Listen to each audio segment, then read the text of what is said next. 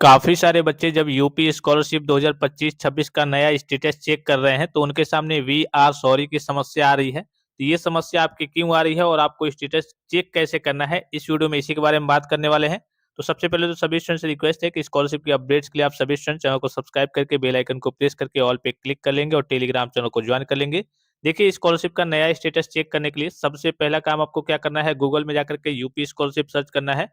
यहाँ पे आपको राइट साइड में ऊपर कॉर्नर पे अगर आप देखेंगे तो 3 डॉट दिख रहे होंगे, इस पे क्लिक करके जब भी आप मोबाइल फ़ोन से अगर आप स्टेटस चेक करने जा रहे हैं, तो देखिए एक डेस्कटॉप साइड का यहाँ पे ऑप्शन देखने को मिल रहा होगा, इसको आपको ऑन कर लेना है अर्थात इनेबल कर लेना है, ठीक है? उसके बाद से देखिए आपको सबसे पहले ही यूपी स्कॉलरशिप की सबसे ऊपर आपको यूपी स्कॉलरशिप की ऑफिशियल वेबसाइट देखने को मिलेगी। इसी वाले ऑप्शन पे आपको क्लिक करना होता है। उसके बाद से यहाँ पे आपको कई सारे ऑप्शंस देखने को मिल जाएँगे, इसी में आपको नीचे की ओर स्लाइड करके आना है, एक स्टूडेंट्स का यहाँ पे ध्यान देना है, ये स्टूडेंट्स 2024-25 का है, तो इस पे आपको नहीं क्लिक करना है। इसी के बगल में आपका लेफ्ट साइड में एक दिख रहा होगा आपको स्टूडेंट्स का ऑप्शन, इस वाले ऑप्शन पे आपको क्लिक करना है। अब इस पे जैसे ही क्लिक करेंगे आपको 3 ऑप्शन देखने को मिलेंगे, तो आपको दूसरे और तीसरे में से किसी एक को चूज़ करना होता है। अगर आपने किसी भी कोर्स में, किसी भी क्लास में पहली बार स्कॉलरशिप का फॉर्म फिल अप किया है, तो आपको लॉगिन फ्रेश करना है। अगर आपने दूसरी बार या फिर तीसरी बार उसी फॉर्म को रिन्यूअल किया है, तो आपको रिन्यूअल लॉगिन पे क्लिक करना है।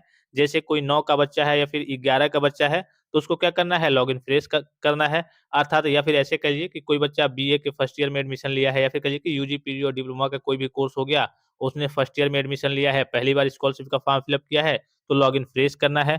अगर उसने दूसरी बार या फिर तीसरी बार उसी फॉर्म को रिन्यूअल किया है, तो लॉगिन रिन्यूअल वाले ऑप्शन पे क्लिक करना है। ये स्थिति आपको पता ही होगी कि हाँ, आपने पहली बार स्कॉलरशिप का फॉर्म फिल अप किया है या फिर दूसरी बार।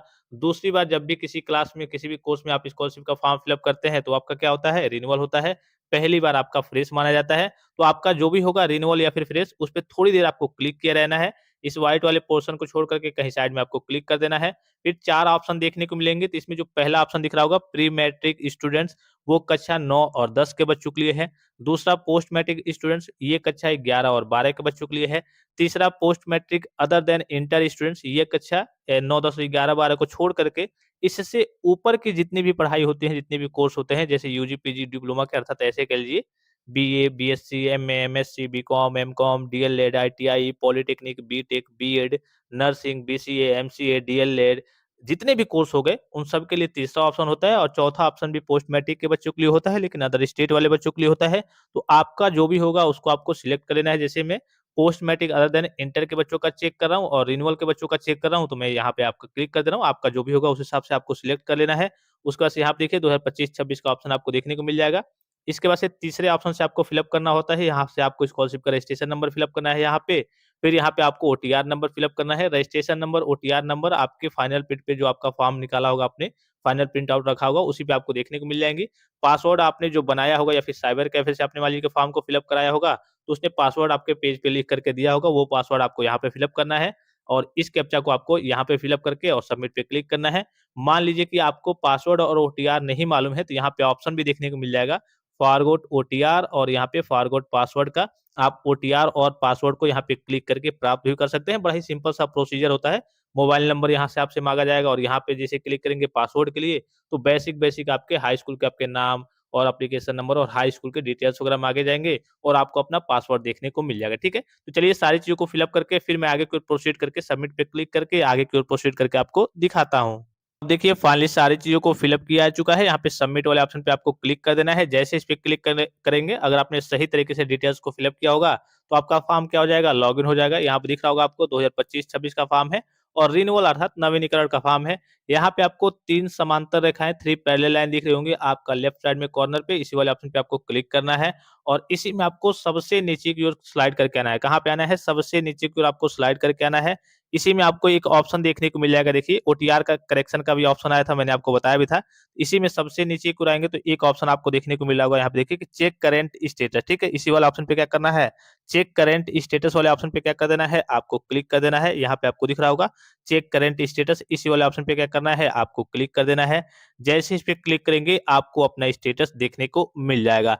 अब स्टेटस में कैसे और क्या-क्या देखना होता है, यहाँ पे सबसे पहले अगर आप ऊपर डेट देखेंगे, तो आज डेट क्या है, 11 जनवरी 2026, तो ऊपर आपको डेट देखने को मिल रहा होगा कि हाँ, 11 जनवरी 2026 की डेट में इस कली की स्टेटस को चेक किया जा रहा है और इसको प्रिंट करना चाहते हैं तो यहाँ से इस पे क्लिक करके आप इसको प्रिंट भी कर सकते हैं, ठीक है। आज डेट क्या है 11/1/2026 और यहाँ पे 2025-26 का रिन्यूअल का कल की ये स्टेटस है और अदर देन इंटर का यानी कि post matric other than inter के बच्चों का स्टेटस है। ऊपर आपके बेसिक डिटेल्स रहेंगे, इसी में आपको नीचे की ओर स्लाइड करके आना होता है। यहाँ पे मास्टर डेटा वगैरह आपको देख लेना है, जैसे कि आपका कितना स्कॉलरशिप का अमाउंट आ सकता है। तो यहाँ पे क्लेम फीस में अगर आप देखेंगे 11,010 रुपए। तो ये जो पॉलिटेक्निक के बच्चे होते हैं, एक और वीडियो मैंने आपको पॉलिटेक्निक के बच्चों का, क्योंकि मेरे पास पॉलिटेक्निक के स्टूडेंट्स ज़्यादा है तो मैं उन्हीं का आपको स्टेटस वगैरह दिखाते रहता हूँ।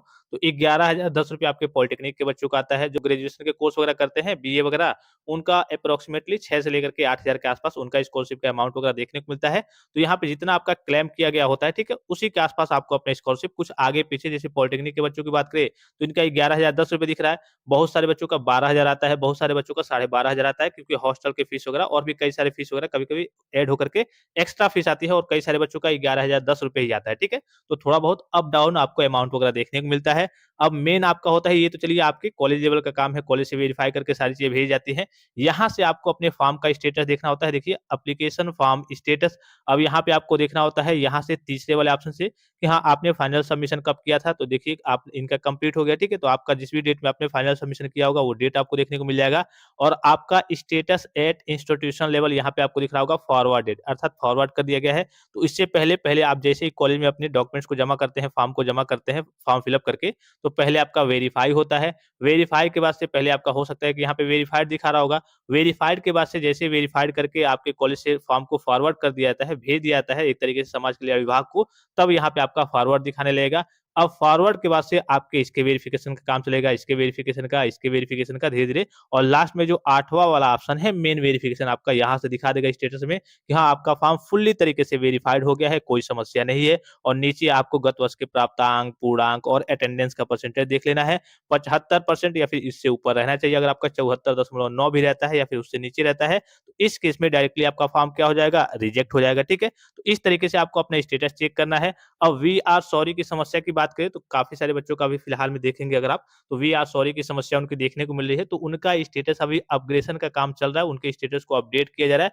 पहले उनका लॉगिन हो रहा था, ओपन हो रहा था, लेकिन अभी फिलहाल में ओपन नहीं हो रहा है। बहुत सारे बच्चों का ओपन हो जा रहा है, जैसे कि मैं इनका चेक कर पा रहा हूँ तो इनका ओपन हो जा रहा है, बहुत सारे बच्चों का नहीं हो रहा है। तो आपकी ओर से कोई गड़बड़ी या फिर लापरवाही नहीं है। अगर आप सही तरीके से स्टेटस को चेक कर रहे होंगे, जो मैंने आपको प्रोसेस बताया है जिस तरीके से, और फिर भी आपके सामने वी आर सॉरी की समस्या आ रही है, इसका मतलब कि आपके स्टेटस के अपग्रेडेशन का काम अभी वर्तमान में प्रचलित है, चल रहा है, उसमें कुछ चीजें अपडेट की जा रही हैं। और वेबसाइट जैसे ही अपडेट होगा उसके बाद से एक तरीके से फिर से आपका स्टेटस ओपन होना स्टार्ट हो जाएगा। ये आपकी ओर से कोई गड़बड़ी नहीं है, ठीक है।